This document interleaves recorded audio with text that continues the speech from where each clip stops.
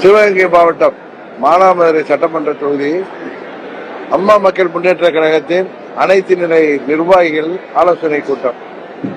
இன்றைக்கு மானாமதுரை தொகுதிக்கு உட்பட்ட அனைத்து கிளைக்கழக செயலாளர்கள், ஊராட்சி செயலாளர்கள், பேரூராட்சி செயலாளர்கள் மற்றும் வார்டு செயலாளர்கள், நகராட்சி செயலாளர்கள், வார்டு செயலாளர்கள், ஒன்றிய செயலாளர்கள் மற்றும் ஒன்றியத்தில் உள்ள அனைத்து நிர்வாகிகளும் யாரெல்லாம் இந்த இயக்கத்தை தாங்கி பிடிக்கிறார்களோ, இயக்கத்தை இயக்கிக் கொண்டிருக்கிறார்களோ, தேர்தலிலே அவர்கள் எப்படி பணியாற்ற வேண்டும்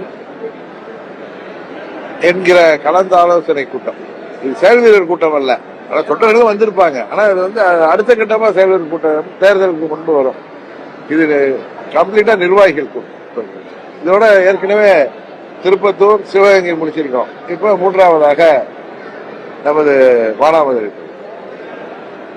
பாஜக தலைவர் வந்து 2021ஆம் ஆண்டு சட்டமன்ற தேர்தலின் போது சசிகலாவும் டிடிவி தினகரனும் இறந்தா அதிமுக ஆட்சியை பிடிக்குன்னு சொன்னவே நான் தான்.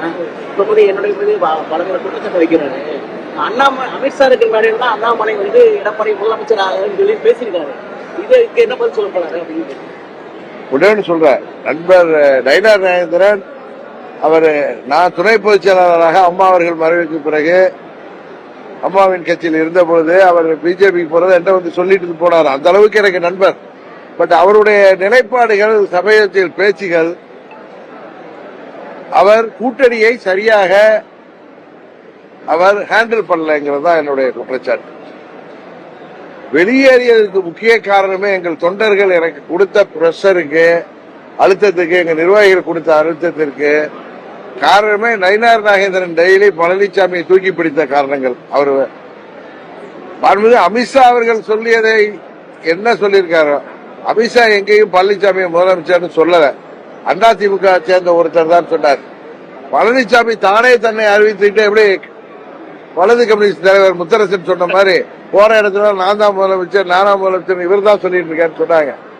நாங்கள் இன்னும் சில பேர் சொல்றாங்க இவரு ஏப்ரல் 12 முடிவு எடுத்திருக்க முடியாது. இவங்க யார் நம்மளுக்கு சொல்றது? நான் வெயிட் பண்ணேன். ஏன்னா உங்களுக்கு நல்லா தெரியும், பாராளுமன்ற தேர்தலில் தேசிய ஜனநாயக கூட்டணிக்கு நாங்கள் சென்றதற்கு முதல் காரணமே மாண்புமிகு மோடி அவர்கள் மீண்டும் இந்தியாவின் பிரதமராக வேண்டும். அதுதான் நாட்டிற்கும் நாட்டின் வளர்ச்சிக்கும் பாதுகாப்பிற்கும் சிறந்ததாக இருக்க முடியும் என்கிற காரணத்தினால்தான் நாங்கள் அன்கண்டிஷனலா போனோம். அது நண்பர் அண்ணாமலை நாங்கள் வந்தது அவர் தான் எங்களோட அன்றைக்கு பேசி, நாங்கள் டெல்லி தலைவர்களை கூட சந்திக்கவில்லை, நானும் ஓபிஎஸ் அவர்களும். அவர் டெல்லியில் பேசி அவர்களோடு பேசிவிட்டு எங்களை அந்த அணியில் இணைத்தது அப்பொழுது மாநில தலைவராக இருந்தார் நண்பர் அண்ணாமலை. இன்னும் சில பேர்லாம் சொல்றீங்க அண்ணாமலை பின்னணியில் இருக்காரு. அப்படிலாம் கிடையாது. நான் சுதந்திரமானவன் எல்லோருக்கும் தெரியும். இதுல என்னன்னா, இத்தனை பேர் தமிழ்நாட்டில் ஊடகத்தை சேர்ந்தவர்களும் அரசியல் நோக்கர்களும் நான் பழனிசாமியை ஏற்றுக்கொள்வேன் என்று நம்பியது எனது தவறல்ல, அவர்கள் தவறு. இந்த கட்சி ஆரம்பிக்கப்பட்டதே அது அண்ணன் நயினார் நாகேந்திரனுக்கு சேர்த்து சொல்றேன். பழனிசாமியின் துரோகத்தை எதிர்த்து ஆரம்பிக்கப்பட்ட கட்சி. எப்படி நாங்கள் பழனிசாமியோடு முதலமைச்சராக ஏற்றுக்கொண்டு போக முடியும்? நீங்க கூட கேட்கலாம், 22 தேர்தலில் நீங்க எந்த தியாகத்துக்கு தயார்னு சொன்னீங்களே, அப்பொழுது டெல்லியில இருக்கிற நலம் விரும்பிகள் நான் பேசியிருக்கேன். அம்மாவின் ஆட்சி மீண்டும் வர வேண்டும் என்றால் நீங்கள் இந்த கூட்டணிக்கு வர வேண்டும் சொன்னாங்க. எனக்கு ஒன்று, நான் வந்து தவறு செய்யலைங்க. இந்த கட்சியை விட்டு வெளியேற்றியவர்கள் எங்களால் ஆட்சி பொறுப்பில் இன்றைக்கு இருப்பவர்கள், அவர்கள் திருந்த வேண்டும். எனக்கு தெரியும் பழனிசாமி எப்படி என்னிடம் கூட்டணிக்கு வருவார். எங்களுக்கு துரோகம் செய்த பழனிசாமி என்னை சந்திக்கவே அவர் தயங்குவார். சரியா? கேளுங்க, நம்ம டீட்டெயில்டா சொல்லணும். அதனால எனக்கு தெரியும். இருந்தாலும் இவங்க கட்சியிலே உள்ள நிர்வாகிகள் யாரும் நாம் அம்மாவின் கட்சியோடு இணைந்து செல்ல வேண்டும் என்று நினைத்தால் அவர்களுக்காக நான் ஒத்துக்கொண்டேன். பட் எனக்கு தெரியும் நடக்க போறது இல்லைன்னு. 21 தேர்தலில் நாங்கள் போட்டிட்டோம். நாங்கள் வேண்டுமானால் வெற்றி பெற முடியாமல் போயிருக்கலாம். ஆனால் அன்றைக்கு அதிமுக வெற்றி பெற முடியாமல் போனதற்கு காரணம் என்ன என்பது தமிழ்நாட்டு மக்களுக்கு தெரியும். நாங்கள் விட்டு கொடுக்க தயாராக தான் இருந்தோம். நான் போட்டியிடக்கூட இல்லை என்று சொன்னேன். ஏன்னா நான் பழனிசாமியை ஏற்றுக்கொள்ள முடியாது. எங்கள் கட்சியை சேர்ந்தவர்கள் போட்டியிட விரும்பினால் போட்டியிட சொன்னேன். அது நயினார் நாகேந்திரனுக்கு சொல்லிக் கொள்கிறேன். அன்றைக்கு அமித்ஷா அவர்கள் தான் எல்லோரையும் ஓரணியில் இணைக்க வேண்டும் என்று முயற்சி செய்தவர்கள். எனக்கு சொல்றாரு தவிர அமித்ஷா அப்படிலாம் செய்யற சொல்லலன்னு.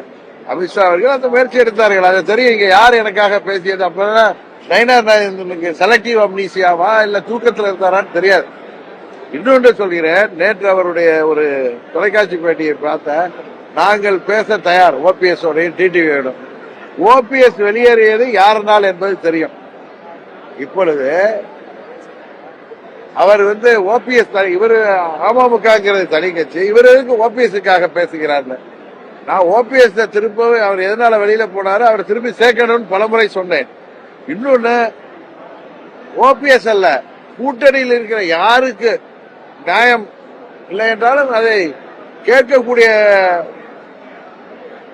கூட்டணி கட்சியில் உள்ளவன் நான்.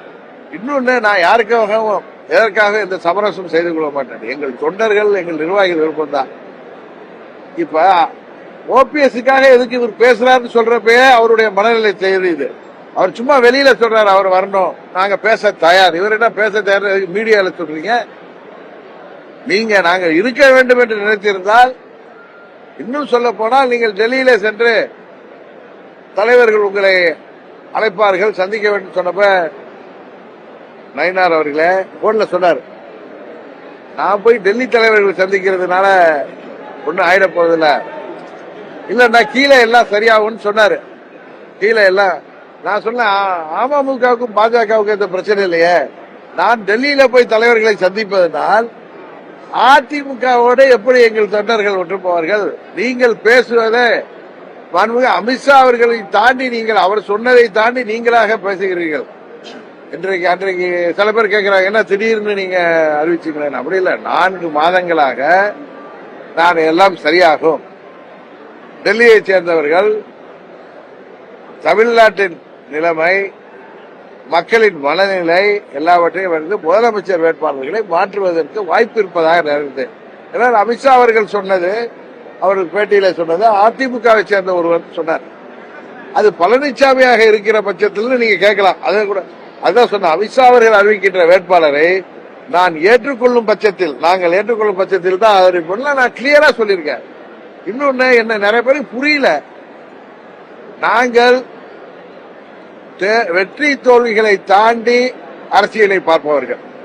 என் கூட இருக்கிற நிர்வாகிகள் எம்எல்ஏ ஆகணும் எம்பி ஆகணும்னு நினைக்கிறவங்க யாரும் இல்லை. அது மாதிரி இருந்ததெல்லாம் வெவ்வேறு இடத்துக்கு ஓடி போய் சேர்ந்துட்டாங்க பதவிக்காக இருந்தவர்கள். இங்க இருக்கிறவங்க எங்க கூட இருப்பவங்க நான் எந்த காரணத்திற்காக இந்த இயக்கத்தை ஆரம்பித்தோமோ அதை அடையும் வரை ஓய மாட்டேன் என்று என்னோடு பயணிப்பவர்கள். ஆளுங்கட்சியாக இருந்த பொழுது 4.5 ஆண்டு ஆளுங்கட்சி இருந்த பொழுது ஆளுங்கட்சி அதன் பலாபலன்களை எல்லாம் தூக்கி எறிந்துவிட்டு என்னோடு வந்த 18 எம்எல்ஏகள்ல இன்னைக்கு 8 பேர் 9 பேர் என்னோடதான் இருக்காங்க. என்ன அருமை நண்பன் வெற்றி இன்றைக்கு இல்ல. இன்னும் விளாத்திக்குளம் சட்டமன்ற உறுப்பினராக இருந்த சகோதரி உமாமேஸ்வரி அரசியலிருந்தே ஒதுங்கி விட்டார். அது போல 2-3 பேர் வேற கட்சிக்கு போயிட்டு இருக்கலாம். ஆனால் என்னோடு இருக்கின்ற 9 பேருக்கு நான் பதில் சொல்லியாக வேண்டும். எங்கள் இயக்கத்தில் எனக்காக என்னோடு தொடர்ந்து போராடி வருபவர்களுக்கு நான் சரியாக வழிநடத்த வேண்டும். நான் எப்படி பழனிசாமி ஏற்றுக்கொள்ள முடியும்? ஏன்னா யாருக்கு உங்களுக்கு எல்லாம் ஊடகத்தில் உள்ளவங்களுக்கு எல்லாம் தெரியாதா? இன்னொன்னு செப்டம்பர் 1ஆம் தேதி ஏன் சொன்னா அதே இடத்தில் பூலித்தேவன் நினைவிடத்துல நயினார் என்ன சொல்லியிருக்காரு? பழனிசாமி தான் எங்க கூட்டணி தலைவர், அவர் எடுக்கின்ற முடிவுதான் எங்கள் முடிவுன்னு பேசுறதுக்கு அப்புறம் அங்கு நாங்கள் இருக்க முடியுமா? நயினார் நாகேந்திரன் திட்டமிட்டு நாங்கள் வெளியேற வேண்டும் என்று செயல்பட்டிருக்கிறார். அதனாலதான் நேற்று அவர் பேசிய பேட்டியில நாங்கள் பேச தயார். ஓபிஎஸ் ஓபிஎஸ் அவர்கள் பிரதமர் வந்த பொழுது அவரை சந்திப்பதற்காக மாநில தலைவரிடம் டெலிபோன் பண்ணப்போ ஓபிஎஸ் போனை எடுக்கல. அவர் நான் பேசுன்னு சொல்லி மெசேஜ் போட்டிருக்கார். அதையெல்லாம் மறைத்து விட்டு பொய்யாக என்னிடம் கேட்டிருந்தால் நான் செய்திருப்பேன் சொல்றாரு. அது அகம்பாவம் தானே, ஆணவம் தானே. நீங்க பாஜக மாநில தலைவர் தான், எங்களுக்கு என்ன சார்? ஓபிஎஸ் கேட்டா ஓபிஎஸ் அதெல்லாம் வெளியிடுற அளவுக்கு அநாகரிகமானவர் அல்ல. இவர் நான் பொய் சொன்னதை அவர் எடுத்து வெளில விட்டார். இன்னைக்கு கூட நேற்று பேட்டியில பாருங்க, நான் பேச தயார், சும்மா அரசியலுக்காக அவர் புருடா விடுறார். அவருடைய மனநிலை அது அல்ல. அவர் பாஜகவின் மாநில தலைவராக அந்த கட்சிக்கு நல்லது எது என்பதை அவர் செயல்படுத்துவதாக தெரியவில்லை. நாங்கள் வெளியேறதுக்கு முக்கிய காரணமே அவருடைய செயல்பாடுகள், அவருடைய மனநிலை. அதான் சொல்றேன், ஓபிஎஸ்க்காக இவர் எதுக்கு பேசணும்னு கேட்கிறாரு. அப்பவே தெரியலையா அவருடைய மனநிலை என்ன என்பது? ஓபிஎஸ்க்காக நான் பேசாம யார் பேச முடியும்? நாங்க 2 பேரும் ஒன்றாக செயல்படுவேன் என்று சொல்லியிருக்கோம். இன்றைக்கு ஓபிஎஸ் நானும் ஒன்னாதான் அந்த கூட்டணிக்கு போனோம். எனக்காக தேனி தொகுதியை விட்டு கொடுத்தவர் ஓபிஎஸ். அவர் மகன் வெற்றி பெற்ற தொகுதியை நான் போட்டியிட வேண்டும் என்று எனக்காக வெற்றி கொடுத்து விட்டு அங்கே ராமநாதபுரத்தில் சுயேட்சை சின்னத்தில் நின்றவர். நாங்கள் இருவரும் ஒன்றாகத்தான் எல்லா முடிவையும் எடுப்போம், நாங்கள் ஒன்றாக பயணிக்க போகிறோம் என்று 2 வருடத்துக்கு முன்னாடியே சொல்லியிருக்கோம். அவருக்கு நான் குரல் கொடுக்காமல் யார் பேச முடியும்? அவருக்கு அநீதி நடந்திருக்கிறது, அவர் அவமானப்படுத்தப்பட்டிருக்கிறார், அவருடைய சுய கௌரவம் பாதிக்கப்பட்டிருக்கிறது என்று சொன்னா அவருக்காக இவர் ஏன் பேசுகிறார் என்று கேட்பதிலிருந்து நயினார் நாகேந்திரன் நாங்கள் அங்கு தொடர்வதை விரும்பவில்லை என்பது தெரிகிறது. இன்னொரு இது பேசுறாங்க, இதற்கு அண்ணாமலை பின் அல்ல. அண்ணாமலை முதல் நாளிலிருந்து அண்ணன் அவசரப்பட வேணாம், அண்ணன் சற்று பொறுமை காருங்கள், உங்களுக்கு உள்ள மரியாதை கிடைக்கும். நான் அவர்கிட்ட சொல்றேன், இல்ல நைட்டு பிரதர் பழனிசாமியை முதலமைச்சர் ஆகிட்டு ஏற்றுக்கிட்டு நாங்க வர முடியுமா பிரதர்? என்ன எங்களை நீங்க எங்கள் கட்சியை அழைத்து கொண்டு எங்களை தற்கொலைக்கு சமமான முடிவை நாங்கள் என்றைக்கு எடுக்க முடியாது. அவர்கிட்ட சொல்லியிருக்கேன். அவர் என்ன சமாதானப்படுத்தார்? அவர் தலைவராக இருந்த பொழுது அவர் நடுநிலையோடு செயல்பட்டார், எங்களது தேவையை உணர்ந்திருந்தார்.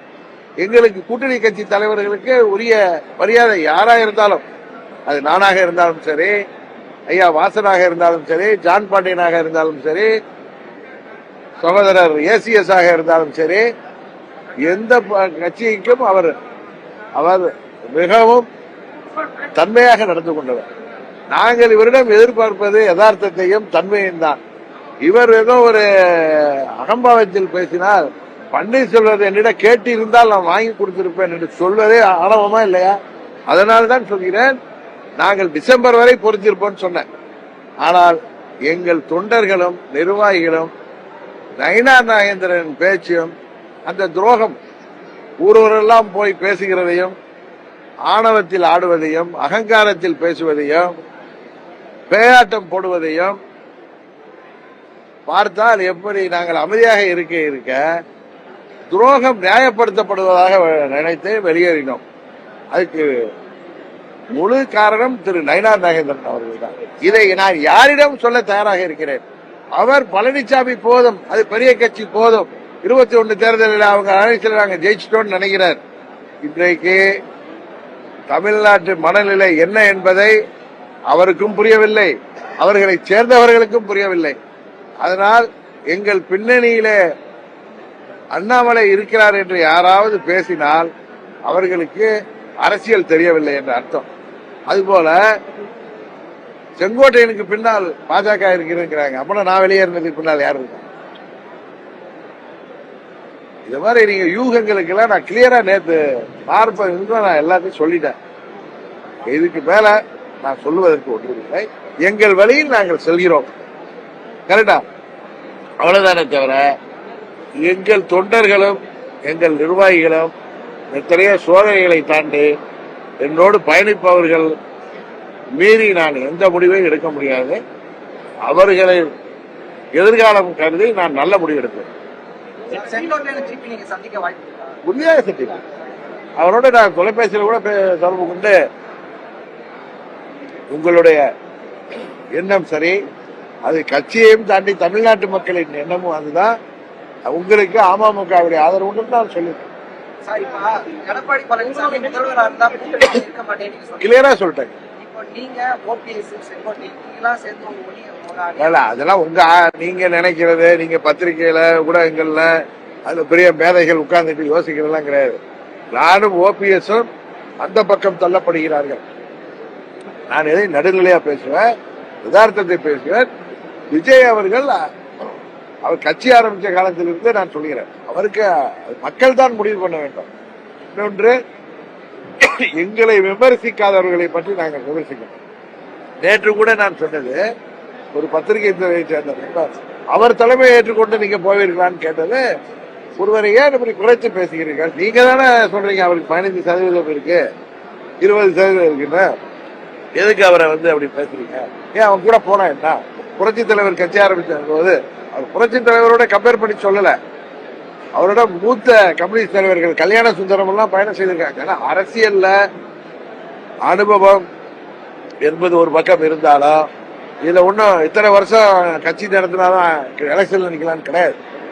அவரு ஒரு மக்கள் விரும்புகின்ற நடிகர். அவரு ஒரு துணிச்சலா ஒரு கட்சி ஆரம்பிச்சிருக்காரு. எத்தனையோ பேர் பயப்படுறப்ப அவர் ஆரம்பிச்சிருக்காரு. அதை போய் நம்ம பார்த்து பொறாமைப்பட வேண்டிய அவசியம் என்ன? அவர் விஜயகாந்த போல ஒரு இம்பாக்ட உருவாக்கலாம்னு சொன்னது நான் யதார்த்தம். இது விஜயை நோக்கி நகர்வதோ அப்படின்னு அவங்கவுங்க மூளைக்கு யோசிச்சு இவங்க டிபேட்டை நடத்துறதுக்கு பேசுறதுக்கெல்லாம் நாங்கள் பொறுப்பல்ல. நாங்கள் என்ன செய்கிறோம் என்பதை பொறுத்திருந்து பாருங்கள். நீங்கள் நினைக்காத ஒரு கூட்டணி எல்லாம் அமைய வாய்ப்பு இருக்கிறது. அம்மா மக்கள் முன்னேற்ற கழகம் இந்த தேர்தலில வெற்றி முத்திரை பதிக்கும். நாங்கள் எந்த கூட்டணியில சேர்கிறோமோ அந்த கூட்டணி தான் வெற்றி கூட்டணியாக இருக்க போகிறது என்பதை மாத்திரம் இந்த நேரத்தில் சொல்லிக்கிறேன். போயிட்டு எல்லாருமே 6 பேர் பேசணும்னு சொன்னது செங்கோட்டையன் சொல்லியிருக்காரு. ஆனா அவர் இபிஎஸ் என்ன சொன்னா, அவர் சொல்றது எனக்கு பச்சை பொய் அப்படின்னு சொல்லியிருக்காரு. அது அங்க உள்ள மத்த 5 பேர் இருக்காங்களா, அவங்கதான் அதை வெளிப்படையா சொல்லணும். இன்னொன்னு சொல்லிக் கொள்கிறேன், எனக்கு அந்த துரோகம் செய்த ஒருவரை தவிர அவரை சேர்ந்த ஒரு சிலர் இருக்காங்க. அவங்களை தவிர யார் மேலே எனக்கு வருத்தம் இல்லை, கோபம் இல்லை. ஆனால் அவர்கள் இப்படியே அமைதி காத்தால் அம்மாவின் இயக்கம் இந்த தேர்தலுக்கு பிறகு மிகவும் பெரிய பின்னடைவை சந்திக்கப் போகிறது. அப்பொழுது உங்களுக்கு கை கொடுக்க நாங்கள் தான் வரப்போகிறோம். தேர்தலுக்கு முன்னரே விழித்துக் கொள்ளுங்கள், உங்களிடம் பணபலம் இருக்கிறது, இரட்டை இலை இருக்கிறது அப்படி என்றெல்லாம் நம்பி இரட்டை இலை இதுவரை சிதைத்து கொண்டு வந்து விட்டீர்கள். நீங்கள் உணருங்கள், இல்லை என்றால் நாங்கள் அதற்கு பொறுப்பாக முடியாது என்பதை மாத்திரம் அங்குள்ள தொண்டர்களுக்கும் நிர்வாகிகளுக்கும் நான் இந்த நேரத்தில் சொல்வது எனக்கு கடமை என்று நினைக்கிறேன்.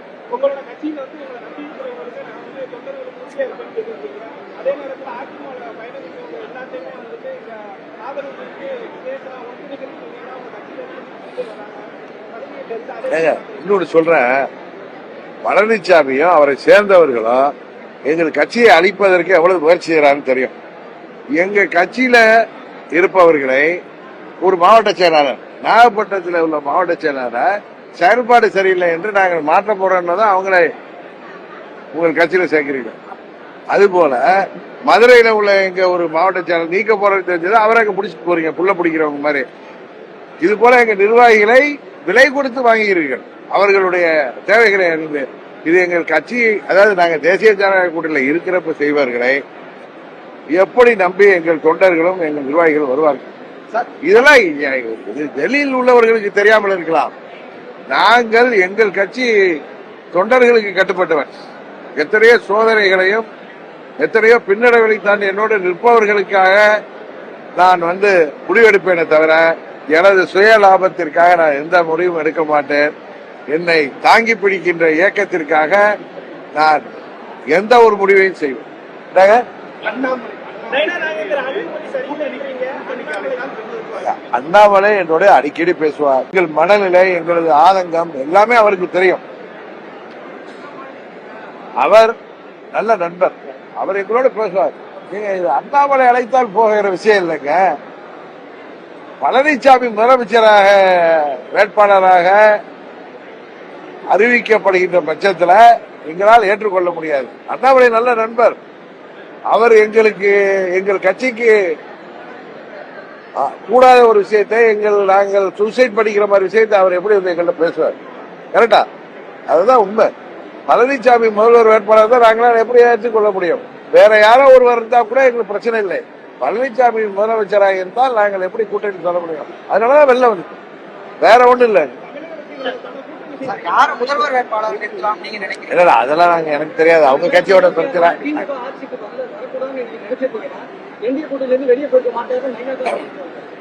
எங்களை அழிச்சுக்கிட்டு நயினார் ஜெயிக்கிறதுக்கு நாங்க ஒன்றும் முட்டாள்கள் அல்ல. எங்களை மதிக்காதவர்களை யாரா இருந்தாலும் நாங்கள் எதிர்கொள்வோம். நாங்க அதான் கேட்டேன், நாங்க எங்களை அழைச்சிக்கிட்டு யாரை எதிர்த்து எந்த துரோகத்தை எதிர்த்து கட்சி ஆரம்பிச்சோமோ அவங்களோட நாங்க நிக்கணும்னு நயினார் எதிர்பார்த்தால் அது அவரது மனநிலையை தான் காட்டுகிறதே தவிர அவர் நாங்கள் வருவதே விரும்பவில்லை என்பதுதான் அவருடைய பேச்சு காட்டுகிறது. சும்மா வெளியில கூட்ட பன்னீர்செல்வம் அன்றைக்கு அவளை வருத்தப்பட்டப்பா என்னிடம் பேசி இருந்தால் அப்படின்னு சொல்றார். அதிலேயே அவர் மனநிலை புரிகிறது. இதுக்கு மேல அவரை எல்லாரும் புரிந்து கொள்வார்கள். இதுக்கு மேல நான் பேச விரும்புகிறேன். அதாவது எங்களை அழைத்துக் கொண்டு நாங்கள் தற்கொலை செய்து இன்னொருத்தரை காப்பாற்ற வேண்டிய அவசியம் எங்களுக்கு கிடையாது. திருந்த வேண்டியவர்கள் அவர்கள், திருத்தப்பட வேண்டியவர்கள் அவர்கள். அவ்வளவுதான்.